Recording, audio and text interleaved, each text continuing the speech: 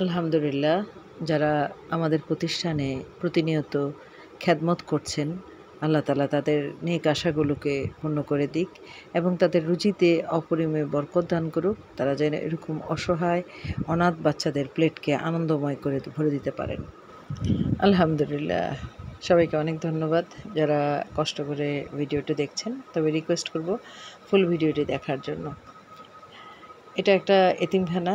আমি যে দৃশ্যটা দেখালাম এটা প্রতিদিনের দৃশ্য নয়, বরং এটা প্রতিদিনের দৃশ্য। প্রতিদিনের দৃশ্য হলো এরকম আলু ভর্তা অথবা সবজি এবং শুধু স্রেফ ডাল আর ভাত। এটা একটা বিশাল প্রতিষ্ঠান।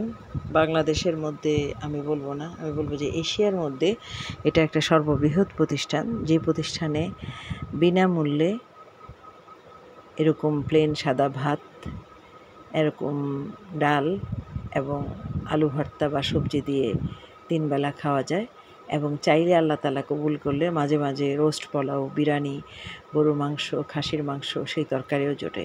তবে ডালটাই হলো আমাদের প্রধান খাবার। এই প্রতিষ্ঠানের পরিচয়টাই হলো ডাল ভাত।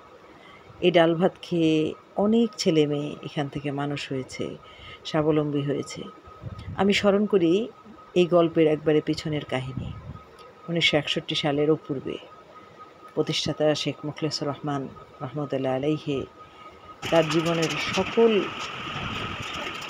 ভালোবাসা দিয়ে, সকল পরিশ্রমকে এই প্রতিষ্ঠানের জন্য তিনি বিলিয়ে দিয়েছেন।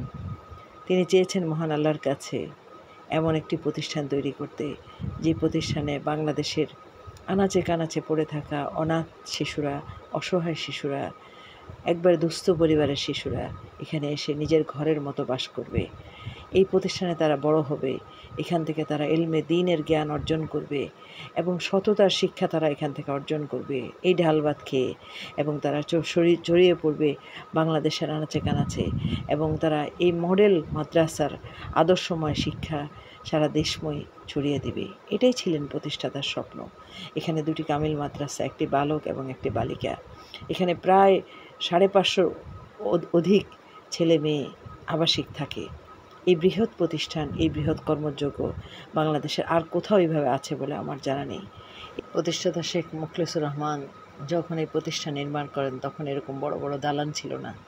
ছোট 2টি বেড়ার ঘর দিয়ে তিনি তৈরি করেন 4-5টা বাচ্চা নিয়ে, এবং তিনি সেজদায় পড়ে আল্লাহর কাছে মিনতি করে চেয়েছিলেন যেন আল্লাহ তাআলা তার এই নিয়তকে কবুল করে। আলহামদুলিল্লাহ, আজ এই প্রতিষ্ঠান পৃথক 2টি কামিল মাদ্রাসা, একটি বালিকা এবং একটি বালক কামিল মাদ্রাসা, মদিনাতুল উলুম মহিলা কামিল মাদ্রাসা এবং মদিনাতুল উলুম বালক কামিল মাদ্রাসা।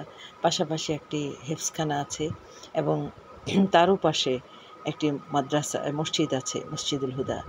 এই যে আপনারা চুলাটা দেখতে পাচ্ছেন, এই চুলা এই জায়গায় বসেছে আজ থেকে প্রায় 50 থেকে 60 বছর আগে। একটি দিনের জন্য এই চুলাটি নিভে নাই, বন্ধ হয়নি। এই অনাথ বাচ্চাদের খাবার সরবরাহের কাজ প্রতিনিয়ত এই প্রতিষ্ঠান করে যাচ্ছে। বাংলাদেশের এরকম সর্ববৃহৎ প্রতিষ্ঠান, এরকম সর্ববৃহৎ মানবিক প্রতিষ্ঠান আর কোথাও আছে কিনা আমার জানা নেই। আমার ধারণা এই প্রতিষ্ঠানের এই ডাল ভাত খেয়ে কল্যাণের পথে নিজেকে পরিশুদ্ধ করে যে ছেলে মেয়েরা মানুষ হতে পেরেছে তারা সত্যিই সফল। দোয়া রইল অনাগত শিশুদের জন্য যারা এখন এই প্রতিষ্ঠানে আছে।